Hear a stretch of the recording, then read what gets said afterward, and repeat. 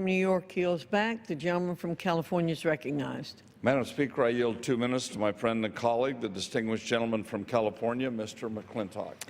The gentleman from California, Mr. McClintock, is recognized for 2 minutes. I thank my friend for yielding. Madam Speaker, all of us recognize the threat posed to our nation by the Islamic State. The question before us is whether to arm and train supposedly carefully vetted elements of the Free Syrian Army as a proxy ground force. I respect the intentions of the supporters, but this proposal runs a great risk of backfiring. The FSA is a marriage of convenience among many Islamist factions that have a long history of collaborating with the Islamic State. The singular purpose of the FSA is not to destroy the Islamic State. It exists to destroy the Syrian government that is now actively fighting against the Islamic State.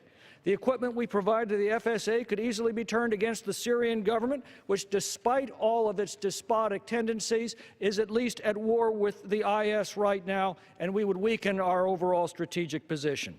Or this equipment could be turned over to the Islamic State, as we watched carefully vetted Iraqi security forces recently do. In fact, that's the reason the Islamic State is armed to the teeth with American equipment. Neither we nor the world can afford more blunders or miscalculations in this region. We should have learned by now that alliances in the Islamic Middle East are in constant flux. An ally today is a sworn enemy tomorrow. In fact, often our allies are our enemies. You know, after I was elected, the first man killed from my district in Iraq, Army Specialist Jeremiah McCleary, died when carefully vetted Iraqi soldiers turned their American-provided weapons on him. The most recent fatality from my district, Marine Staff Sergeant Sky Mote, died when carefully vetted Afghan police turned their American-provided weapons on him.